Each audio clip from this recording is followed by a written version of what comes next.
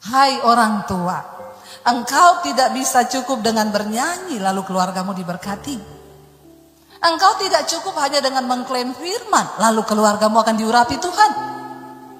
Engkau harus mengerti kebenaran dan engkau harus membagikan kebenaranmu itu kebenaran firman Tuhan itu kepada anak cucumu, supaya engkau mengajarkan kepada mereka tentang hukum-hukum Tuhan. Tuhan berkata, kenapa dia membawa bangsa Israel keluar dari perbudakan di Mesir untuk memberikan kepada mereka. Lalu Tuhan tuh lucu, saudara. Dia bilang gini, Musa, kamu pergi ketemu Fir'aun, kamu bilang, beginilah firman Tuhan, hai Fir'aun, aku akan membawa bangsa ini keluar dari perbudakan di Mesir, membawa mereka ke tanah perjanjian. Tapi Tuhan berkata, tapi Fir'aun tidak akan mengizinkan engkau, karena aku akan mengeraskan hati bangsa itu dan hati Fir'aun supaya dia tidak mengizinkan. Coba kalau kita jadi Musa, kita ngomong apa? Tuhan ini piye loh, bener nggak? Suruh saya pergi ketemu Fir'aun supaya saya bawa bangsa itu. Tapi dia juga ngomong, tapi Fir'aun tidak akan mengizinkan karena aku mengeraskan hatinya Fir'aun. Kalau kita nggak taat sama Tuhan, ya sudah Tuhan, kau saja yang kerjalah. Kenapa Tuhan main-mainkan begini? Saudara, untuk segala sesuatu yang terjadi di hidup kita itu Tuhan punya maksud. Nah, bagian kita itu mengerti maksud Tuhan. Karena ikut Tuhan itu ngeri-ngeri sedap. Sudah nonton filmnya? Yang Batak ketawa kenceng ini. Ya, saudara, ya benar nggak? Ikut Tuhan itu tidak sesuai dengan apa yang kita pikirkan terkadang. Karena memang gak masuk akal, tidak masuk di logika. Tapi itulah Tuhan, dia sanggup melakukan lebih daripada apa yang kita pikirkan. Ternyata Tuhan bilang, kenapa dia mengeraskan hati Fir'aun? Supaya ada tulah terjadi yang pertama, air menjadi darah. Lalu tulah kedua, tulah ketiga, tulah keempat, tulah kelima. Tetap Fir'aun hatinya dikeraskan Tuhan. Musa balik lagi, Tuhan sudah, besok kamu bilang sama Fir'aun ya, akan ada tulah yang ke-10, anak-anak sulung semua di Mesir akan mati. Lalu semua anak sulung di Mesir mati, sampai anak lembu, kambing, domba yang sulung mati, kecuali miliknya orang Israel, nggak mati. Saudara bisa bayangkan betapa ajaibnya Tuhan itu. Harusnya ketika melihat itu, orang Mesir berbalik dan percaya. Bukan cuma buat orang Mesir, Tuhan mau orang Israel, umatnya sendiri pun mempercayai dia. Karena banyak orang berkata percaya kepada Tuhan, tapi hanya sedikit yang berani mempercayakan hidup kepada Tuhan. Amin apa amin? Banyak orang bilang percaya Tuhan, tapi bisa dihitung dengan jari yang berani mempercayakan hidupnya kepada Tuhan.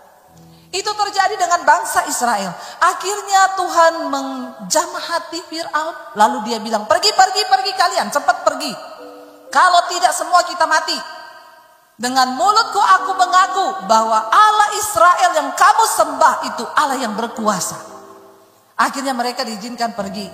Tapi Tuhan bilang, gak sampai situ. Aku akan menggerakkan mereka untuk mengejar.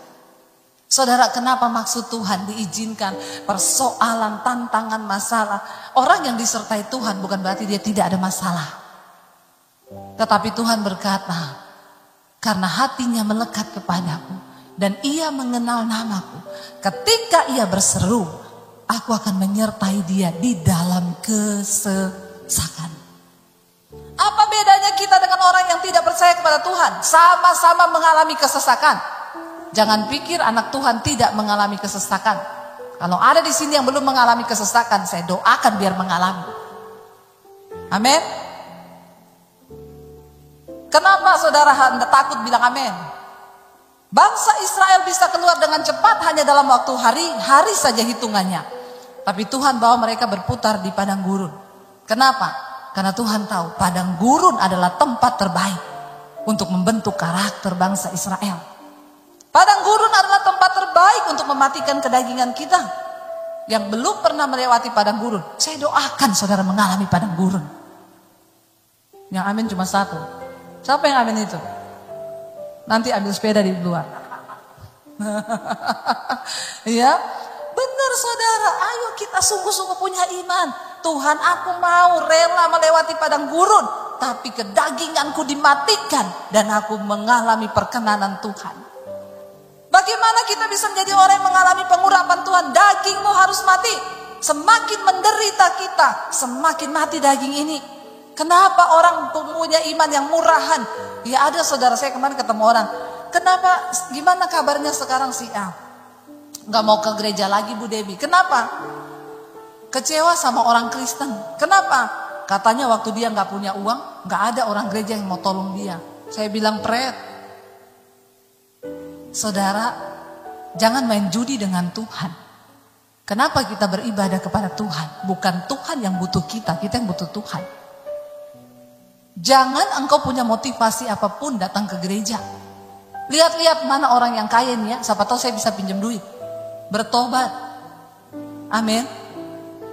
Jangan taruh imanmu kepada manusia, taruh imanmu kepada Tuhan. Jangan memikirkan orang bisa menolong engkau. Tuhanlah yang sanggup menolong engkau.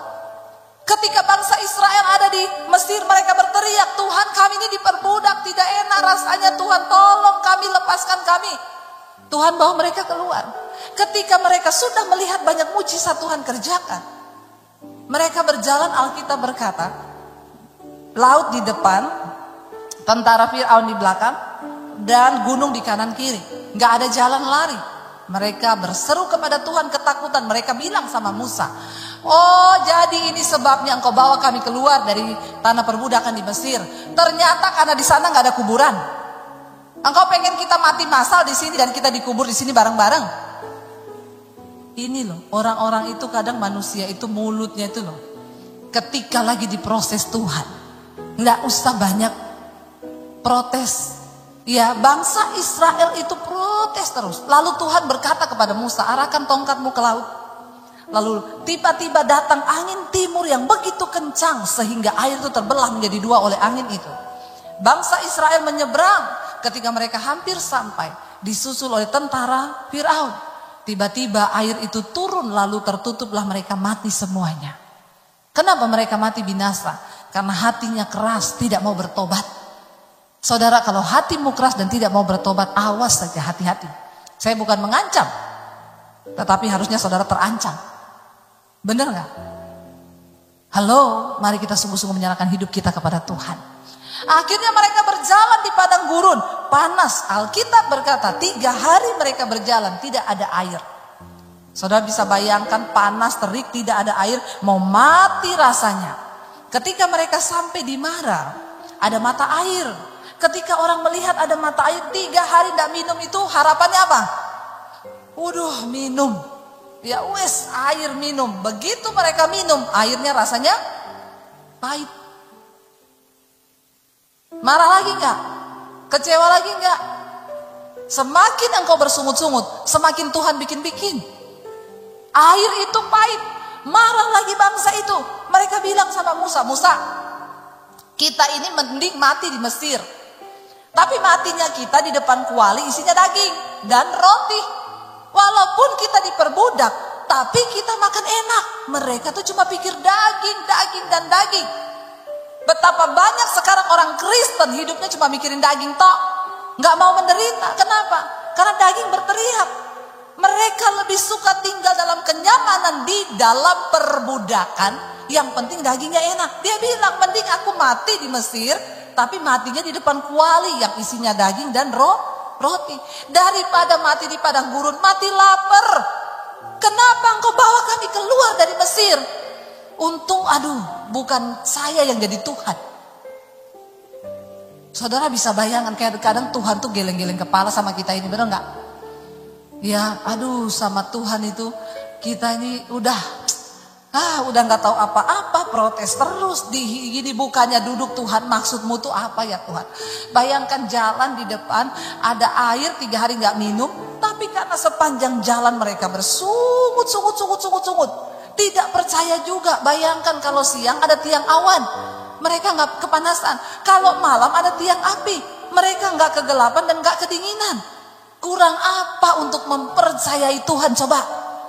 Ketika ketemu air, airnya pahit. Mereka marah berseru. Musa ngomong, Tuhan, yang bawa mereka ini Engkau loh Tuhan. Aku ini disalahkan sama mereka. Tunjukkan kuasamu supaya mereka percaya. Tuhan bilang, itu ada sepotong kayu, ambil, lempar dalam air itu. Musa lemparkan itu, lalu Musa bilang minum. Ketika diminum, jadi es. Enggak.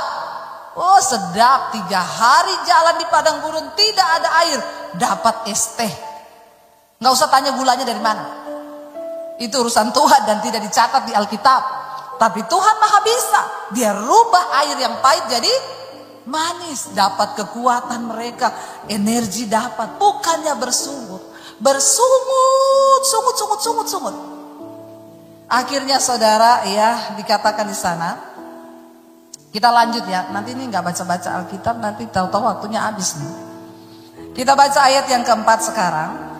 Firman Tuhan berkata di sana, ya, jadi kisah ini saya mau terangkan ini tadi.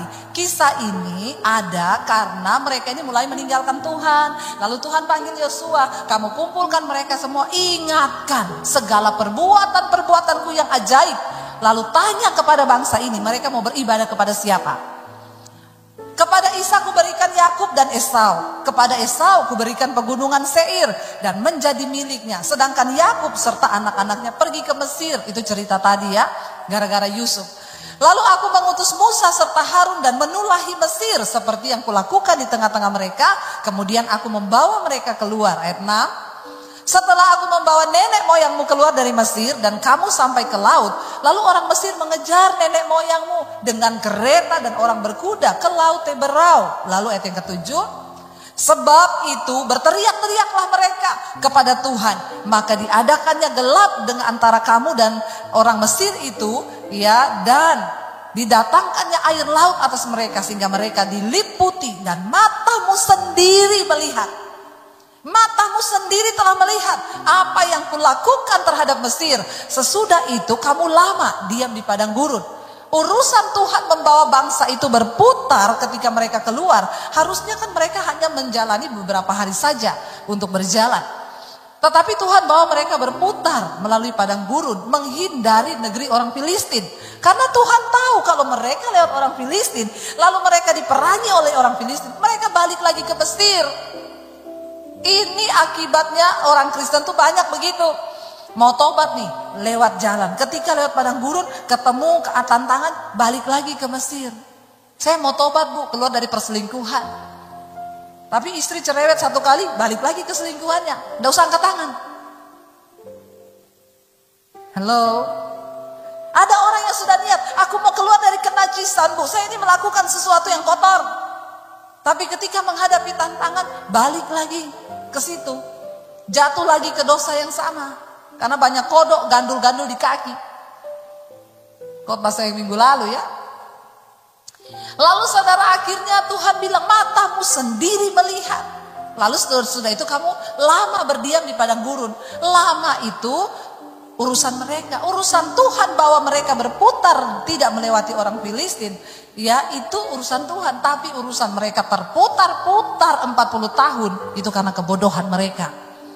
Lalu ayat berikutnya, ayat yang ke-8 berkata, aku membawa kamu ke negeri orang Amori yang diam di seberang sungai Yordan. Dan ketika mereka berperang melawan kamu, mereka kuserahkan ke dalam tanganmu. Sehingga kamu menduduki negerinya. Sedang mereka, ya kupunahkan di depan kamu loh kata Tuhan. Mereka aku punahkan di depan kamu. Ayat yang ke-9, ya di sana dikatakan, ketika itu Balak bin Sipor raja Moab bangkit berperang melawan orang Israel. Disuruhnya memanggil Bileam bin Beor untuk mengutuki kamu. Karena apa yang dia katakan itu pasti terjadi. Tapi Tuhan berkata ayat yang ke-10, tetapi aku tidak mendengarkan Bileam, sehingga ia pun tidak mengutuki kamu, tetapi memberkati kamu. Padahal dia disuruh untuk mengutuk, tapi mulutnya yang keluar berkat bagi bangsa Israel. Demikianlah aku melepaskan kamu dari tangannya. Kurang apa? Tuhan ingetin semua nih kebaikan-kebaikan Tuhan. Ayat yang ke-11 berkata, ayat yang ke-11, setelah kamu menyeberangi sungai Yordan dan sampai ke Yeriko, berperanglah melawan kamu warga-warga kota Yeriko. Ada orang Amori, orang Peris, orang Kanaan, orang Het, orang Girgasi, orang Hewi, dan orang Yebus. Tetapi mereka itu kuserahkan ke dalam tanganmu. Siapa yang menyerahkan? Tuhan. Lalu ayat yang berikutnya, ayat yang ke-12. Ini Tuhan ungkit semua nih apa yang dia pernah lakukan. Kemudian aku melepaskan tabuhan mendahului kamu, dan binatang-binatang itu menghalau mereka dari depanmu. Seperti kedua raja orang Amori itu, sesungguhnya bukan oleh pedangmu dan bukan pula oleh panahmu. Tetapi apa? Ayat 13 dikatakan, demikianlah juga kuberikan kepadamu negeri yang kamu peroleh tanpa bersusah-susah. Dan kota-kota yang tidak kamu dirikan, tapi kamu diami di dalamnya. Mereka gak mendirikan kota, tapi dikasih tinggal di satu kota yang sudah bagus. Tetapi kamulah yang mendiami di dalamnya. Juga kebun-kebun anggur, kebun-kebun zaitun yang tidak kamu tanami, tapi kamulah yang makan hasilnya. Tuhan tuh ngomong, kurang apa coba? Kurang apa kebaikan Tuhan? Ayat yang ke-14. Lalu Yosua tampil dan berkata, disuruh Tuhan. Oleh sebab itu, katakan sama-sama, 1, 2, 3. Takutlah akan Tuhan dan beribadahlah kepadanya dengan tulus, ikhlas dan setia. Jauhkanlah Allah yang kepadanya nenek moyangmu telah beribadah di seberang sungai Efrat di Mesir, dan beribadahlah kepada Tuhan. Karena itu saudara, semua sudah Tuhan lakukan dalam hidup kita. Cuma satu yang Tuhan minta, takutlah akan Tuhan. Kenapa dia mengizinkan semua tulah-tulah, tantangan demi tantangan di padang gurun? Mereka lihat mujizat, mereka marah-marah, gak ada daging, gak ada roti, turun mana dari sorga, burung puyuh datang, kurang apa coba? Saya cuma mau bilang hari ini, tidak ada yang kurang dari hidup kita. Kita bernapas hari ini, kita sehat, itu anugerah Tuhan. Karena itu kebangetan kalau kita ini gak hidup takut akan Tuhan. Takutlah akan Tuhan dan beribadahlah kepadanya dengan tulus, ikhlas dan setia. Jangan punya embel-embel ikut Tuhan. Ada orang yang gini, iya Tuhan, aku akan melayanimu. Kalau nih ya Tuhan, kalau pulihkan dulu pekerjaanku. Dalam hatinya Tuhan, bukan Tuhan si malaikat. Pret banget lu. Emang siapa lu? Bukan Tuhan yang butuh kita, saudara. Kita ini yang butuh Tuhan. Kenapa? Tanpa Tuhan kita gak bisa hirup napas. Amin. Ditutup aja lubang hidung kita hari ini, mati kita. Amin apa amin? Jadi jangan sombong dengan hidup ini. Mari rendahkan diri di bawah tangan Tuhan yang kuat. Hidup takut akan Tuhan. Beribadah kepadanya dengan tulus. Tidak usah punya embel-embel. Tuhan, kalau begini, kalau begitu, maka aku akan begini. Datang ke gereja itu dengan ketulusan. Bukan berharap nanti ada orang gereja tolong saya bayar utang. Ini orang-orang Kristen tuh punya hobi tuh begitu. Ya, bertobat saudara. Saya mau bersaksi kepada saudara. Saya ikut Tuhan ini padang gurun terus. Dari dulu padang gurun terus. Berapa kali kami tidak punya uang. Mungkin saudara sudah pernah dengar kesaksian saya dikejar debt collector. Saudara, Tuhan izinkan semua. Saya jalani dengan nangis di kaki Tuhan. Karena saya gak bisa bayar cicilan rumah. Saya gesek kredit card untuk bayar cicilan rumah. Berbunga gak bisa bayar. Dikejar debt collector, diteriakin. Ya, gak malu pendeta gak bayar utang.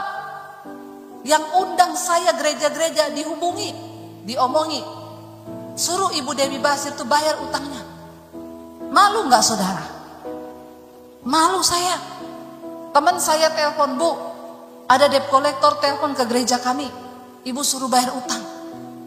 Saya masuk di kamar, saya menangis saudara. Saya bilang, Tuhan, kenapa Engkau izinkan ini? Aku nih hamba-Mu. Aku malu Tuhan. Itu uang gak saya pakai beli tas mahal. Saya cuma buat bayar rumah untuk bertahan, kami bisa tinggal di satu rumah. Tuhan jawabnya, kalau aku izinkan itu, kau mau apa? Berapa harga dirimu? Saya nangis di kaki Tuhan dan saya bilang, Biarkan dagingku mati Tuhan. Saya tidak pernah menelpon keluarga. Saya nggak cari keluarga mami saya. Saya nggak cari keluarga siapapun. Dan kalau ada orang yang hari ini menonton tayangan ini saudara, saya yakin ini tayangan ditonton oleh ribuan orang. Apalagi nanti kalau saya ambil videonya Pak, saya tayangkan dari channel saya. Kalau ada orang kaya yang pernah mungkin saya pinjam atau datang minta uang, coba ngomong kepada saya hari ini di depan mimbar ini. Saya mau bersaksi, saya tidak pernah pinjam uang. Saya dan suami punya satu prinsip, kami hamba Tuhan. Kami harus hidup mengandalkan Tuhan. Sebab Tuhan yang panggil kami. Dan Tuhan yang sanggup memberkati kami. Tapi kalau Tuhan izinkan kami lewati padang gurun, itu urusan Tuhan. Kami mau mati bagi daging kami. Saya tidak pernah punya embel apa-apa ikut Tuhan. Ketika Tuhan pun menghancurkan daging kami, silakan Tuhan. Remukkan saya seremuk-remuknya. Kita dituduh nyolong keyboard di gereja. Suami saya, kami telan itu mentah-mentah. Kami bayar harga apa yang Tuhan mau. Hari ini saya mau bersaksi di depan saudara. Tuhan yang kita sembah tidak akan pernah membiarkan engkau terus menderita. Ada waktunya Tuhan angkat hidupmu. Saya mau bersaksi kepada saudara hari ini, kami sangat diberkati Tuhan. Kami sangat dicukupkan Tuhan. Apa yang tidak pernah kami lihat, apa yang gak pernah kami dengar, itu yang Tuhan sediakan. Bahkan hari ini Tuhan izinkan kami bisa bangun udah puluhan gereja di desa-desa. Itu bukan untuk kemuliaan kami saudara, tapi semua untuk Tuhan. Saya cuma mau bilang, akhirnya saudara, ayat ini berkata, ayo jangan pernah menuntut Tuhan apapun. Dia cuma minta beribadah kepadanya dengan tulus dan ikhlas. Lalu ayat yang berikutnya, yang terakhir ayat 15 berkata, kita baca sama-sama. Kata Yosua begini, tetapi jika kamu anggap tidak baik untuk beribadah kepada Tuhan, pilihlah pada hari ini kepada siapa kamu akan beribadah. Ya, kepada Allah yang kepadanya nenek moyangmu beribadah di seberang sungai Efrat, atau Allah orang Amori yang negerinya kamu diami saat ini. Tetapi aku, kata Yosua, aku dan seisi rumahku, kami akan beribadah kepada Tuhan. Saudara, saya berdoa, hari ini kita memilih untuk beribadah kepada Tuhan. Jangan memilih yang lain. Karena Yosua dengan tegas berkata, kamu pilih hari ini. Kepada siapa? Kalau engkau merasa tidak enak selama ini ikut Tuhan, engkau merasa tidak ada untung ikut Tuhan, engkau anggap tidak baik untuk ikut Tuhan, silakan engkau pilih Allah-Allah yang sesat. Tidak bisa main-main. Engkau mau benar, engkau mau sesat, silakan sesat sekalian. Ini maksud ayat ini loh. Kalau engkau gak mau beribadah pada Tuhan, pilih Allah nenek moyangmu atau Allahnya orang Amori. Tapi aku dan seisi rumahku, kami akan beribadah kepada Tuhan. Saudara, dia Tuhan yang setia. Jangan pernah memilih untuk menyembah kepada yang lain selain kepada Tuhan. Jangan memilih untuk menyembah dagingmu dan engkau meninggalkan Tuhan. Mari kita cari perkenanan Tuhan. Saudara, engkau harus tinggalkan iman kepada anak-anakmu supaya keluargamu menjadi keluarga yang diurapi Tuhan. Orang tua, ada seorang ibu yang telepon saya, Bu, bagaimana cara mendidik anak supaya mereka itu benar-benar hidup dalam takut Tuhan. Saya bilang, tidak ada tips kecuali satu. Orang tua, jadilah pelaku firman. Maka anakmu akan melihat teladanmu. Engkau menceritakan, Tuhan bilang kepada Musa dan bangsa Israel, semua yang sudah aku lakukan dalam perjalananmu dari Mesir sampai ke tanah Kanaan, apa yang sudah kuperbuat, kebesaran-kebesaranku, tulis itu kata Tuhan, dan ceritakan kepada anak cucumu dan keturunanmu. Ibu-ibu, kalau malam jangan dongengkan anakmu dengan cerita-cerita fiksi. Ceritakan tentang firman Tuhan. Saya bersyukur, kemarin saya dengar satu kesaksian, Bu, anaknya dia 3 tahun, tiap jam 8 udah, Mam, cepat, Ibu Debbie sudah mau mulai. Tiap jam 8 malam. Ada yang foto anaknya di atas tempat tidur bawa Alkitab. Bu, anak saya 6 tahun. Tiap jam 8 udah cuci tangan, cuci kaki, sikat gigi, naik di atas tempat tidur bawa Alkitab. Teriak, papi, mami cepet, udah mau mulai mesbah doa. Saudara sekarang bersyukur, engkau gak perlu ngajari lagi, engkau tinggal suruh mereka dengar. Iman timbul dari pendengaran. Pendengaran akan firman Tuhan. Saya melihat banyak anak-anak kecil di jamaah Tuhan hari-hari ini. Saudara tahu kemarin berapa hari lalu yang saya bacakan kesaksian di mesbah doa. Anak 13 tahun, dia bilang gini, Bu Debbie saya mau bersaksi kebaikan Tuhan. Tadinya yang ikut mesbah doa di rumah kami hanya mama. Karena saya kasihan mama sendirian ikut mesbah doa. Saya tadinya iseng cuma buat nemeni mama. Karena mama sendiri duduk di depan TV nonton dan ikut mesbah doa. Saya duduk, Bu, tapi ternyata setelah saya mendengar mesbah doa, saya jadi ketagihan, Bu. Sekarang saya tidak temani mama, tapi saya juga ikut beribadah di mesbah doa.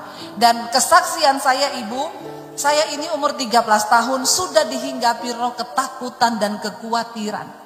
Orang tua nggak tahu kan, anakmu masih 13 tahun, dia sudah punya pergumulan. Tapi kadang dia nggak cerita. Makanya tiba-tiba ada anak bunuh diri. Karena numpuk, sebab orang tua nggak tahu apa-apa. Dia bilang, saya selalu khawatir ada roh yang mengikuti saya itu bilang gini, nanti kamu mati. Lalu saya bayangkan saya mati. Nanti besok dia datang dia ngomong, papamu akan mati. Saya bayangkan papa saya mati. Nanti dia datang besok, mamamu akan mati. Selalu itu setiap hari, Ibu. Saya ketakutan sampai malam, kadang saya nggak bisa tidur. Tapi sejak saya ikut mesbah doa, iman saya dibangkitkan.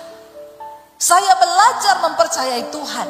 Dan sampai hari ini tidak pernah ada lagi itu roh-roh ketakutan datang menghinggapi saya. Saudara, orang tua engkau harus punya iman. Dimulai dari orang tua, ajak anak-anakmu beribadah. Ya, supaya apa? Saya dulu anak saya itu kalau masih kecil dulu kan mereka penakut. Kalau mau ke kamar mandi, mam, temenin. Kenapa? Ada setan. Saya bilang, dek, di kamar mandi tidak ada setan. Yang ada tuh di hatimu. Kok bisa, mam? Yang bisikin kamu gini, ada setan di situ, ada setan di situ. Ah, itu setan.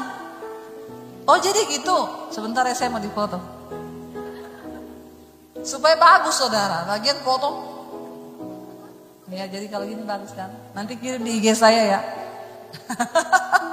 Lalu saudara, ketika anak saya itu belajar memperkatakan iman, dia bilang satu kali gini, mam, aku sekarang gak takut lagi loh. Kenapa? Saya mau ke kamar mandi, ada suara ngomong, ada setan. Saya tengking dalam nama Yesus, kamu tuh yang setan. Akhirnya gak ada yang penakut anak saya.